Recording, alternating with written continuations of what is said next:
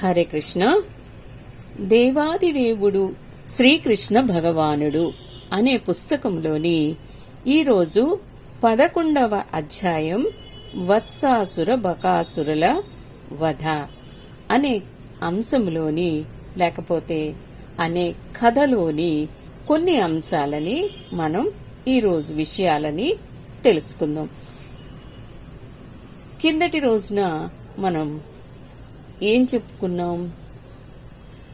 నలకూబర మణిగ్రీవుల శాప విమోచనం గురించి మనం తెలుసుకున్నాం. వాళ్ళిద్దరూ కూడా కుబేరుని యొక్క పుత్రులు. ధనవంతులు అవడం మూలాంచి వాళ్ళిద్దరూ కూడా మదమత్తులో మునిగిపోయి చెయ్యరాని పనులన్నీ చేస్తారు. వాళ్ళని సన్మార్గంలో పెట్టడానికి నారదముని వాళ్ళని శాపం కలిగేటట్లు కదలని వృక్షాల కింద శాపం కలిగిస్తాడు. ఆ అర్జున వృక్షాలు ఎక్కడుంటాయి? కృష్ణుని యొక్క గృహ ప్రాంగణంలో ఉంటాయి. వాళ్ళిద్దరూ కూడా రోజు కృష్ణుణ్ణి చక్కగా చూస్తూ ఉండేవారట. మన అల్లరి కృష్ణుడు అల్లరి చేష్టలకి యశోదమ్మ ఒకసారి కృష్ణుణ్ణి తాడు పట్టి రోలుకి కట్టేస్తుంది. కట్టేస్తే కృష్ణుడు ఆ రోలుని ఈ రెండు వృక్షాల మధ్యలోంచి లాక్కు వెళ్ళడానికి ప్రయత్నం చేస్తాడు. కానీ ఆ రోలు పెద్దదవడం మూలాంచి ఆ తాడును గట్టిగా లాగడం మూలాన ఆ వృక్షాల యొక్క కొమ్మలు అన్నీ కూడా పెళపెళమంటూ విరిగిపోయి పిడుగుల పడిన శబ్దం చేస్తూ ఆ అర్జున వృక్షాలు జంట నేల కూలిపోతుంది. అలా నేల కూలిపోగానే నందాది గోకులవాసులందరూ కూడా ఆ ప్రదేశానికి పరిగెత్తుకుంటూ వస్తారు. ఆ మహావృక్షాలు అకస్మాత్తుగా నేలకూలడం చూసి వాళ్ళు అందరూ కూడా ఆశ్చర్యపోతారు. అవి పడిపోవడానికి వాళ్ళకి కారణం తెలియటం లేదు. వాళ్ళందరూ ఆశ్చర్యపోతారన్నమాట. బాలకృష్ణుడు కొయ్యరోలుకి కట్టబడి ఉండడం చూసిన తర్వాత జరిగిన సంఘటనకి ఎవరో రాక్షసుడు కారణమని వాళ్ళందరూ అనుకుంటారు. ఎందుకంటే కృష్ణుడు చిన్నపిల్లవాడు కాబట్టి అంతటి వృక్షాలని ఆ రోలిని లాగే బలం లేదని వాళ్ళందరూ ఊహించుకుంటారన్నమాట. దేవాదిదేవుడు శ్రీకృష్ణుడని వాళ్ళకి తెలియదు. అందుకని ఏ రాక్షసుడో ఈ పనంతా చేశాడని వాళ్ళందరూ అనుకుంటారు. లేకపోతే అదెలా సాధ్యపడుతుంది అని అనుకుంటారు. వాళ్ళ చిన్న కృష్ణుడికి అలాంటి అసాధారణ సంఘటనలు ఎప్పుడూ కూడా ఎదురవడం అదే సమయంలో వాళ్ళని కలతకి గురి చేస్తుంది. గోపులు ఆ విధంగా అనుకుంటున్నప్పుడు అక్కడ ఆడుకుంటున్న బాలురు వచ్చి కృష్ణుడు కొయ్యరోలు లాగడం వల్లనే ఆ వృక్షాలు కూలిపోయాయి అని ఆడుకుంటున్న పిల్లలు వచ్చి చెప్తారనమాట. చిన్ని కృష్ణుడు 2 వృక్షాల నడుముగా వచ్చాడు. అప్పుడు ఆ కొయ్యరోలు చెట్టుకి అడ్డం పడింది. కృష్ణయ్య బలంగా రోలును లాగేసరికి ఆ చెట్లు నేలకూలాయి. ఆ సమయంలో ఆ వృక్షాల నుండి 2 తేజోవంతులైన పురుషులు బయటకు వచ్చి కృష్ణుడితో ఏదో మాట్లాడారు అని ఆ పిల్లలు పూర్తిగా వివరించి ఈ గోపులందరికీ చెప్తారన్నమాట. గోపులలో చాలా మంది ఆ చిన్న పిల్లల మాటలు నమ్మలేదు. ఎందుకంటే వాళ్ళు చెప్పినవన్నీ నిజమో కాదని వాళ్ళు చూడలేదు కాబట్టి వాళ్ళు నమ్మరు. వాళ్ళు ఏదో చెప్తున్నారు ఆకతాయితనంగా అని అనుకుంటారు. అలాంటిది అసాధ్యమని వాళ్ళు విశ్వసించలేకపోతారన్నమాట. అలాంటిది కృష్ణుడికి అసాధ్యం కాదని వాళ్ళు నమ్మలేకపోతారు. అయినా కొంతమంది గోపులు వాళ్ళని నమ్మి నందునితో నీ పిల్లవాడు ఇతరుల పిల్లల వంటి వాడు కాదు, అతడు ఈ కార్యాన్ని చేసి ఉండొచ్చు అని అంటారు. తన బాలుని అసాధారణ సామర్థ్యాన్ని విని నందుడు నవ్వి ముందుకు వచ్చి ఆ తాళ్లు అన్నీ కూడా తొలగిస్తాడు. ఆ విధంగా నందుడు బంధనాన్ని తొలగించగానే గోపికలు శ్రీకృష్ణుణ్ణి ఎత్తుకుని ఇంటి ముందుకు వచ్చి చప్పట్లు కొడుతూ అతని అద్భుతమైన కార్యాలని కీర్తిస్తారు. అప్పుడు చిన్ని కృష్ణుడు కూడా సామాన్య బాలుల్లాగా వాళ్ల చప్పట్లకి కృష్ణుడు కూడా నృత్యం చేస్తాడు. ఈ విధంగా దేవాది దేవుడైన శ్రీకృష్ణుడు గోపికలకు పూర్తిగా వసుడై వాళ్ల చేతుల్లో కీలు బొమ్మలాగా పాడుతూ ఆడుతూ నృత్యం చేస్తాడు. ఒక్కొక్కప్పుడు యశోదమ్మ చెక్కపీటను తెమ్మని కృష్ణుడికి పని పురమాయిస్తుంది. ఆ చెక్కపీట బాలుడు మోయలేనంత బరువుగా ఉన్నప్పటికీ బాలకృష్ణుడు ఏదో ఒక విధంగా దాన్ని తెచ్చి తల్లికిచ్చేవాడు. ఇంకొకసారి నారాయణ్ణి అర్చిస్తూ తన పాదరక్షలను తెమ్మని బాలకృష్ణుడికి పనిని పురమాయించేవాడు నందుడు. అప్పుడు బాలకృష్ణుడు అతి కష్టం మీద ఆ పాదరక్షలను తలపై పెట్టుకుని మోస్తూ తండ్రికి ఇస్తూ ఉండేవాడు. ఏదైనా బరువైన వస్తువుని మోయలేనప్పుడు దానిని మోయలేక అతడు కేవలం తన చేతులని కదిలించేవాడు. ఈ విధంగా ప్రతిరోజు ప్రతి క్షణం ఆ దేవాది దేవుడు తన తల్లిదండ్రులకు ఆనందనిధియే అయ్యాడనమాట. విశుద్ధ భక్తులకు తాను ఏ విధంగా వసుడై ఉంటాడో ఆ విధంగా వాళ్ల కోరికలను అనుసరించి వర్తిస్తాడో పరతత్వాన్వేషకులైన జ్ఞానులకు యోగులకు చూపడానికే శ్రీకృష్ణుడు బృందావన వాసులతో అలాంటి బాల్యలీలని ప్రదర్శించాడు. ఒకరోజు ఫల విక్రేతి నందమహారాజు ఇంటికి ముందుకు వచ్చి ఎవరికైనా పండ్లు కావాలంటే వచ్చి కొనుక్కోండి అని ఒక పళ్ళమ్మే ఆవిడ వచ్చి అరుస్తూ ఉంటుంది.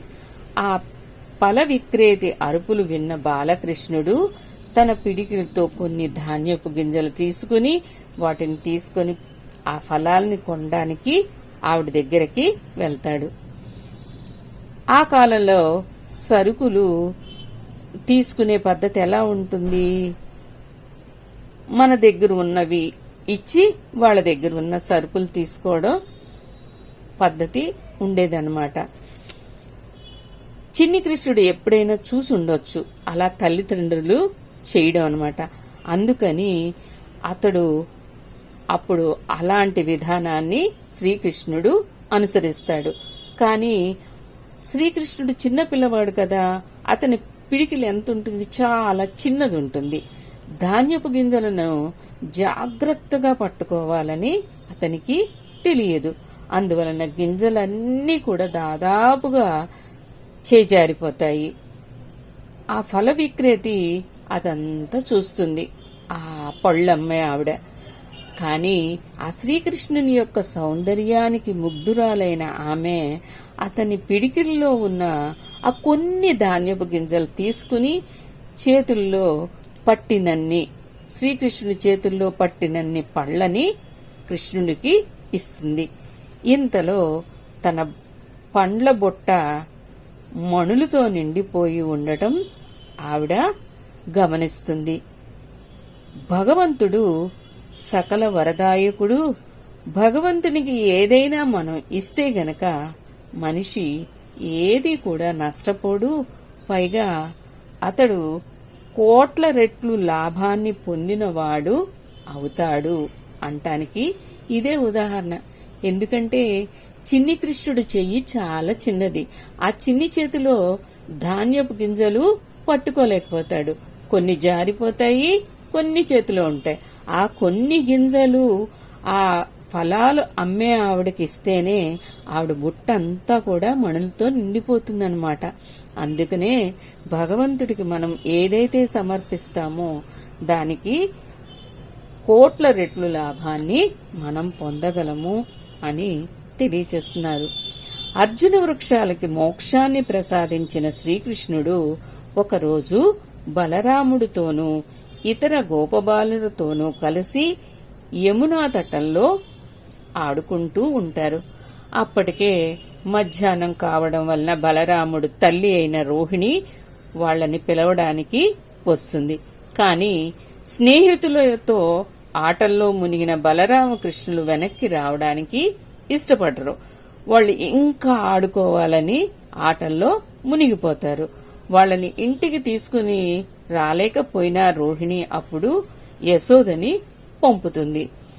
పుత్రుని ఎడ అమిత వాత్సల్యం కలిగిన యశోద తన బాలుని పేరును నోరెత్తి పిలవగానే ఆమె స్తనాలు క్షీరంతో తడిసిపోతాయన్నమాట. అంత పుత్ర వాత్సల్యం యశోదమ్మది. కృష్ణయ్య వచ్చేయ్, ఇప్పటికే మధ్యాహ్న భోజనానికి ఆలస్యమైంది. ఓ కలువ కన్నులవాడా, వెంటనే వచ్చి నా స్తన్యపానం చెయ్యి. ఆడింది చాలు. చిన్ని కన్నయ్య, నీకు బాగా ఆకలి వేస్తుండవచ్చు. చాలాసేపు ఆడినందుకు నీవు బాగా అలసిపోతావు అని అంటుంది యశోద. తరువాత బలరాముణ్ణి సంబోధిస్తూ, బలరామా, కులనందన, నీ సోదరుడు కృష్ణయ్యతో కలిసి వెంటనే ఇంటికి వచ్చేసేయి. మీరు ప్రొద్దున్నుండి కూడా ఆడుతూనే ఉన్నారు. ఇప్పుడు కూడా బాగా అలసిపోయారు. వెంటనే వచ్చి భోజనం చెయ్యండి. మీ తండ్రి నందుడు మీకోసం ఎదురు చూస్తున్నాడు. ఆయన కూడా భోజనం చెయ్యాలి. మీరు వస్తేనే ఆయన భోజనం చేస్తారు అని అంటుంది యశోద. ఇది ఈ రోజు మనం చెప్పుకునే విషయాలు. రేపటి రోజున మరికొన్ని విషయాలని మనం తెలుసుకుందాం. హరే కృష్ణ. నిన్నటి రోజున మనం చెప్పుకున్నాం. ఈరోజు నందమహారాజు తమ కోసం ఎదురు చూస్తున్నాడని, తాము లేకుండా ఆయన భోజనం చెయ్యడని వినంగానే బలరామకృష్ణులిద్దరూ కూడా ఇంటికి వెళ్ళడానికి బయలుదేరతారు. అప్పుడు వాళ్లతోటి ఆడుకునే బాలురు కృష్ణుడితో, కృష్ణ, నువ్వు ఆట చివరిలో ఉన్నప్పుడు వెళ్లిపోతున్నావు. ఇంకోసారి ఈ విధంగా చేస్తే మాతో ఆడనివ్వము అని ఆ బాలురు కృష్ణుణ్ణి హెచ్చరిస్తారు. అలా అనంగానే తమతో మళ్లీ కలిసి ఆడనియ్యము అనేసరికి వెంటనే వీళ్ళిద్దరూ ఆటకే వెనుదిరుగుతారు. అప్పుడు యశోద వాళ్లని మందలించి కృష్ణునితో, కృష్ణయ్య, నువ్వు వీధి బాలుడవు అనుకుంటున్నావా? నీకు ఇల్లు లేదా? వెంటనే ఇంటికి వచ్చే. ప్రొద్దున్నుండి ఆడటం వలన నీ దేహం అంతా కూడా ధూళి మయమైంది. ఇంటికి వచ్చి స్నానం చెయ్యి. అంతేకాకుండా ఈరోజు నీ జన్మ నక్షత్రం కూడిన రోజు కనుక ఇంటికి వచ్చి బ్రాహ్మణులకు గోదానం చెయ్యాలి.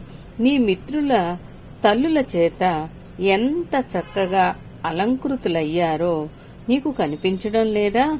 నీవు కూడా శుచివై మంచి బట్టలు కట్టుకుని ఆభరణాలు ధరించాలి. కాబట్టి ఇంటికి వచ్చి స్నానం చేసి చక్కగా బట్టలు వేసుకుని తరువాత మళ్లీ ఆటలకి వెళ్ళొచ్చు అని అంటుంది యశోద కృష్ణునితో. బ్రహ్మరుద్రులు వంటి గొప్ప దేవతల చేత పూజనీయులైనట్టి కృష్ణ బలరాములను యశోదమ్మ ఆ విధంగా ఇంటికి తీసుకువెళ్తుంది. ఆమె వాళ్లని తన పుత్రులనే అనే అనుకుంటుంది. కృష్ణ బలరాములని ఇంటికి తీసుకుని రాగానే ఆమె చక్కగా వాళ్లకి స్నానం చేయించి వస్త్రాభరణాలతో అలంకరిస్తుంది. తరువాత ఆమె బ్రాహ్మణులను ఆహ్వానించి కృష్ణ జన్మ నక్షత్రం సందర్భంగా వాళ్లకి గోదానం చేస్తుంది. ఆ విధంగా ఆమె కృష్ణుని జన్మ నక్షత్రోత్సవాన్ని ఇంట్లో నిర్వహిస్తుంది. ఇది అయిపోయిన తర్వాత నందాది గోపవృద్ధులు ఒక చోట సమావేశమై రాక్షసుల వలన మహావనంలో జరిగే ఉత్పాతాలను ఏ విధంగా ఆపాలో వాళ్ళందరూ చర్చించుకుంటారు. ఆ సమావేశంలో నందుని సోదరుడైన ఉపనందుడు కూడా ఉన్నాడు. ఆయన తెలివి కలవాడు, అనుభవజ్ఞుడు అయిన ఉపనందుడు కృష్ణ బలరాములకు పరమ శ్రేయోభిలాష అన్నమాట. వృద్ధుడైన ఆయన సమావేశంలో మాట్లాడుతూ, ఓ బంధువులారా, ప్రశాంతమైన పరిస్థితిని భగ్నపరచడానికి అసురులు నిరంతరం ఇక్కడికి వస్తున్నారు కాబట్టి, ముఖ్యంగా వాళ్ళు మన చిన్న పిల్లల్ని వధించటానికి ప్రయత్నిస్తున్నారు కనుక మనం ఇక్కడ నుండి వేరొక స్థానానికి వెంటనే వెళ్లిపోవాలి. పూతన వ్యవహారాన్ని మీరందరూ చూశారు కదా. కేవలం శ్రీహరి అనుగ్రహం వల్లనే కృష్ణుడు ఆ రక్కసి చేతుల్లో నుండి బయటపడ్డాడు. తరువాత సుడిగాలి దానవుడు కృష్ణుణ్ణి ఆకాశంలోకి ఎగరేసుకుపోయాడు. కాని శ్రీహరి కరుణ వలన మన బాలుడు రక్షింపబడ్డాడు. ఆ దానవుడే రాతిపాలక మీద పడి మరణించాడు. ఇటీవలనే బాలకృష్ణుడు 2 చెట్ల మధ్య ఆడుకుంటున్నప్పుడు అవి హఠాత్తుగా నేలకూలాయి. అయినా మన పిల్లవానికి ఎటువంటి హాని జరగలేదు. ఈ విధంగా శ్రీహరి అతనిని మళ్లీ రక్షించాడు. ఆ బాలుడు లేదా ఇతనితో ఆడుకుంటున్న ఏ పిల్లవాడైనా ఆ చెట్ల క్రింద పడి నలిగిపోయి ఉంటే ఎంత దారుణం జరిగేదో ఒక్కసారి ఊహించుకోండి. ఈ సంఘటనలన్నీ బట్టి ఈ ప్రదేశం ఇక ఏమాత్రం కూడా క్షేమకరమైనది కాదని మనం నిర్ణయించుకోవాలి. కనుక మనం వెళ్లిపోదాము. శ్రీహరి అనుగ్రహం వల్లనే మనం నానా రకాలైన ఉపద్రవాల నుండి రక్షించబడుతున్నాము. ఇప్పుడు మనం సావధానులమై ఈ ప్రదేశాన్ని విడిచి శాంతియుతంగా జీవింపగలిగే స్థానంలో ఉందాము. మనం బృందావనానికి వెళ్తే మంచిది అని నాకు అనిపిస్తోంది. అక్కడ ప్రాంతమంతా తృణలత గుల్మాలతో నిండి ఉంటుంది. మన గోవులకి అది చక్కటి మేత స్థానం. మనం మన కుటుంబాలు, పిల్లలతో పాటు గోపికలు అందరూ కూడా శాంతియుతంగా అక్కడ ఉండొచ్చు. బృందావనం దగ్గరలోనే గోవర్ధన పర్వతం ఉంది. పశువులకి చక్కని మేత లభిస్తుంది. కాబట్టి అక్కడ నివసించడంలో మనకి ఎటువంటి కష్టమూ కలుగదు. కనుక ఆ రమ్యమైన స్థానానికి ఆలస్యం చేయకుండా వెళ్లిపోదాము. వెంటనే బండ్లను సిద్ధం చెయ్యండి. నేను చెప్పింది మీకు నచ్చితే గోధనాన్ని ముందుంచుకుని మనందరం కూడా అక్కడికి వెళదాము అని అంటాడు ఉపనందుడు. ఉపనందుని మాటలు వినంగానే గోపులందరూ కూడా దానికి సమ్మతించి వెంటనే అక్కడికి వెళ్దాము అని అంటారు. తరువాత అందరూ కూడా తమ గృహ సామగ్రిని, పాత్రలని బండ్లలో సర్దుకుని బృందావనం వెళ్లడానికి సిద్ధపడతారు. బాలురు, స్త్రీలు, వృద్ధులు బండ్లలో ఎక్కుతారు. గోపులు ధనుర్బాణాలను ధరించి బండ్లని అనుసరిస్తారు.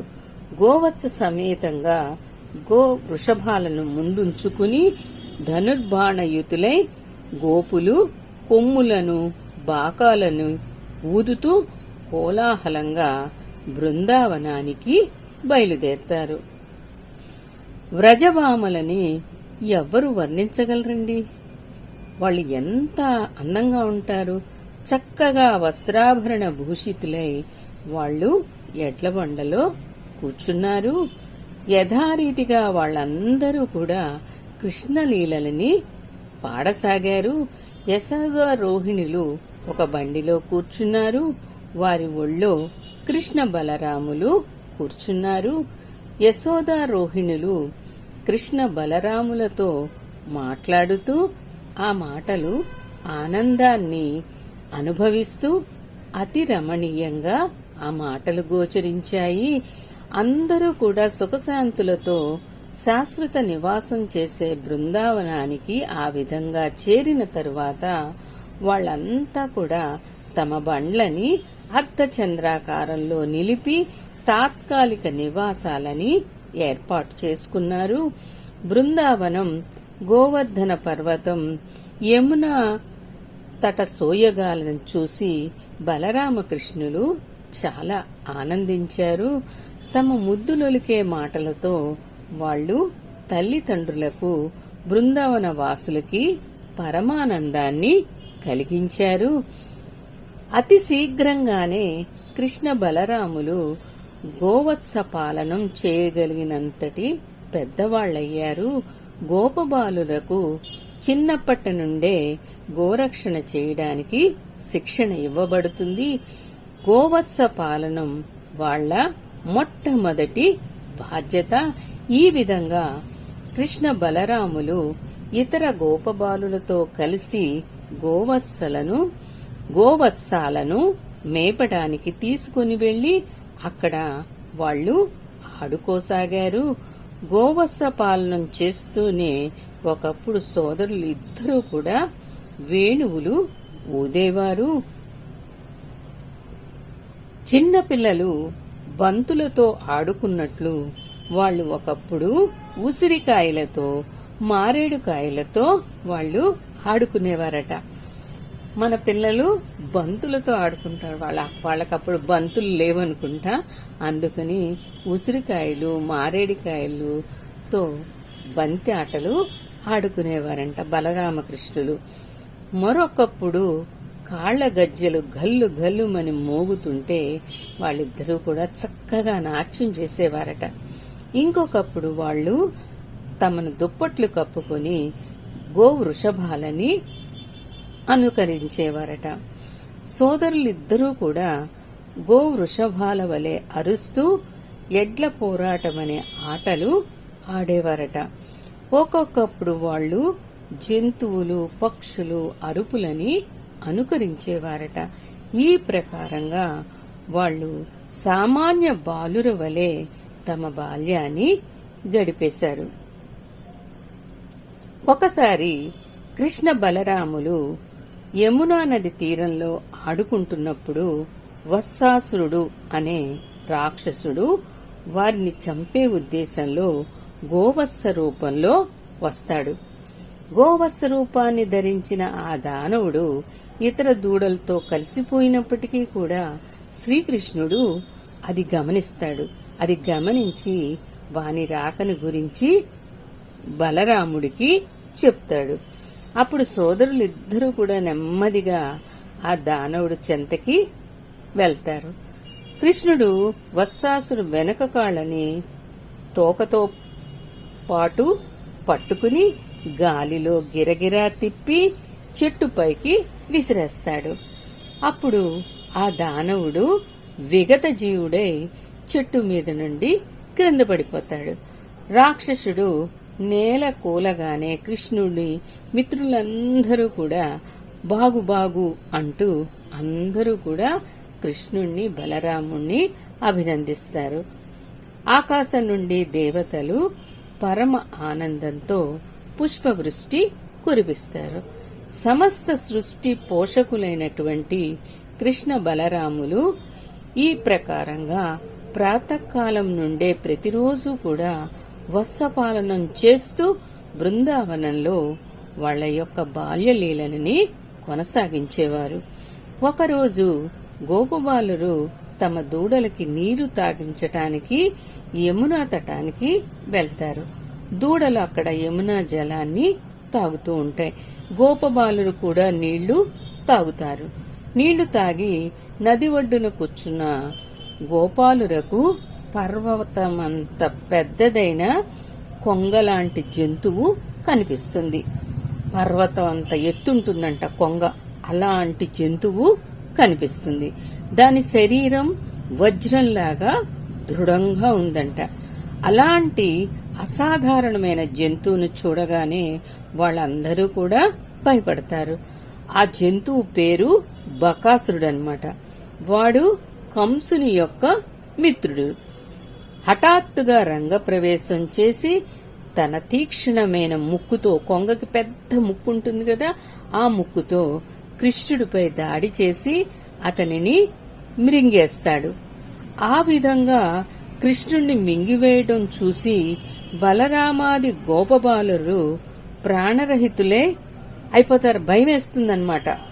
కాని కృష్ణుణ్ణి మింగివేయటానికి ప్రయత్నించిన బకాసురుని గొంతులో అగ్నితో కాలుతున్న బాధ కలుగుతుంది బకాసురుడికి.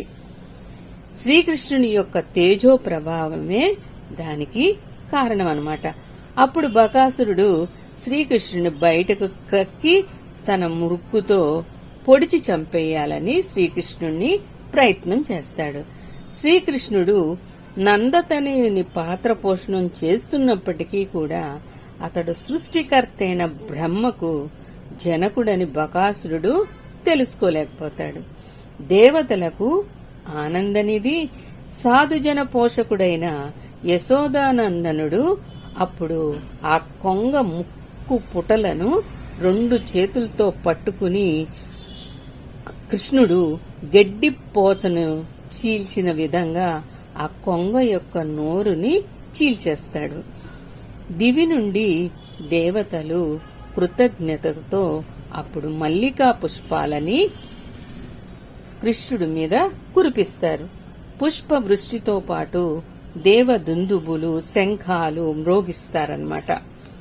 ఆ పుష్పవృష్టిని చూసి దేవదుందుప నాదాన్ని విని బాలురందరూ కూడా ఆశ్చర్యపోతారు. శ్రీకృష్ణుడు బకాసురుని నోటి నుండి బయటపడడాన్ని చూసి బలరామునితో పాటు వాళ్ళందరూ కూడా తమ ప్రాణం తిరిగి వచ్చినంతగా సంతోషిస్తారు. ఎందుకంటే ఇదివరకు బకాసురుడు కృష్ణుని మింగంగానే బలరాముడు, తోటి బాలురు అందరూ కూడా వాళ్ళ ప్రాణాలు పోయినంత పని అయిపోయిందనమాట. ఇప్పుడు తిరిగి రాగానే వాళ్ళ ప్రాణం తిరిగి వచ్చినంతగా సంతోషిస్తారు. కృష్ణుడు తమను సమీపించగానే వాళ్ళందరూ ఒక్కొక్కరుగా నందసుతుని ఆలింగనం చేసుకుని అక్కున చేర్చుకుంటారు. తరువాత అందరూ కలిసి గోవత్సాలను వెంటబెట్టుకుని ఇంటికి బయలుదేరతారు. ఇండ్లకు చేరగానే గోపబాలురందరూ కూడా నందసుతుని అద్భుతమైన కార్యాలని అందరికీ చెప్తారు.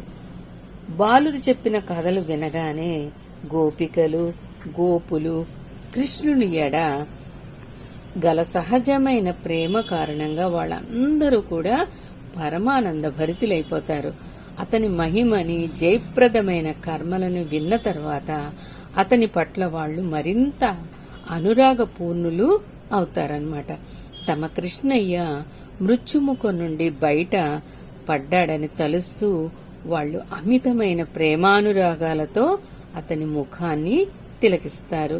వాళ్ళు కృష్ణుని మీద నుండి చూపు మరల్చలేకపోతారన్నమాట. బాలకృష్ణుడు పలు రీతుల్లో అలా చాలా మంది దానవులచే దాడి చేయబడినప్పటికీ కూడా స్వయంగా దానవులే మరణించడం, కృష్ణుడికి ఎటువంటి హాని జరగకపోవడం ఎంత అద్భుతమని గోపికలు తమలో తాము చర్చించుకుంటారు. ఘోరకాయులైన అసురులు ఎంతో మంది శ్రీకృష్ణుణ్ణి చంపడానికి దాడి చేసినప్పటికీ శ్రీహరి కరుణ వలన స్వల్ప గాయమైన కలిగించలేకపోవడం, పైగా అగ్నిలో పడిన మిడతల వలె వాళ్లే మరణించటం గురించి వాళ్ళు అందరూ కూడా చెప్పుకుంటారు. కృష్ణునిపై పలువురు దానవులు దాడి చేయగలరని విస్తారమైన వేదజ్ఞానం చేత, జ్యోతిష్య పరిజ్ఞానం చేత ముందే చెప్పినట్టి గర్గముని మాటలను వాళ్లు గుర్తు చేసుకుంటారు. అందులో ప్రతి మాట నిజమవ్వడం వాళ్ళప్పుడు గమనిస్తారు. నందమహారాజుతో పాటు గోపులందరూ కూడా బలరామకృష్ణుల అద్భుతమైన కార్యాలను గురించి మాట్లాడుకునేవాళ్లు. ఎప్పుడూ కూడా ఆ మాటలతోనే వాళ్ళందరూ మునిగిపోయి ఉండేవారంటే భావవేదనమే వారికి కలుగలేదన్నమాట. కృష్ణ భక్తి భావనే ఇదంతా, ఆ ప్రభావమే ఇదంతా అన్నమాట. ఎందుకంటే ఆ కృష్ణ భక్తి మూలాంచి వాళ్ళు ఎప్పుడూ కూడా ఈ కృష్ణ బలరాముల యొక్క అద్భుతమైన కార్యాలను గురించే మాట్లాడుకునేవారు. అంత భక్తి అన్నమాట. 5000 సంవత్సరాల కిందట నందమహారాజు ఏ అనుభవాన్ని పొందాడో దానిని కృష్ణ భక్తి భావనలో ఉన్నవారు శ్రీకృష్ణుని దివ్యలీలను చర్చించడం ద్వారా నేటికీ కూడా పొందగలుగుతున్నారట. ఈ విధంగా కృష్ణ బలరాములు సేతుబంధనం చేసినట్టి కోతులను, వారధిని దాటినట్టి హనుమంతుణ్ణి అనుకరిస్తూ బాల్య క్రీడలతో చాలా ఆనందించారంట. మిత్రులతో పాటు అటువంటి లీలలను అనుకరిస్తూ వాళ్లు తమ బాల్యాన్ని ఆనందంగా గడిపివేస్తున్నారు. ఇది వత్సాసుర బకాసుర వధ అనే దశమ స్కందంలోని అంశాలు. ఇంతటితో మనం ఈ అధ్యాయాన్ని పూర్తి చేసుకున్నాం. ఈ అధ్యాయంలో మనం వత్సాసుర బకాసురుల వధను గురించి తెలుసుకున్నాము. అలాగే ఈ గోపులందరూ కూడా ఉపనందుని యొక్క మాటల చేత వాళ్ళు క్షేమంగా ఉండటానికి ఉపనందుడు చెప్పిన మాటలు విని వీళ్ళందరూ కూడా బృందావనానికి తరలి వెళ్ళడం అనే అంశాలు ఈ కథలో మనం తెలుసుకున్నాం. హరే కృష్ణ. రేపటి రోజున అఘాసుర వధ అనే అధ్యాయాన్ని మనం కథని మొదలు పెట్టుకుందాం. హరే కృష్ణ.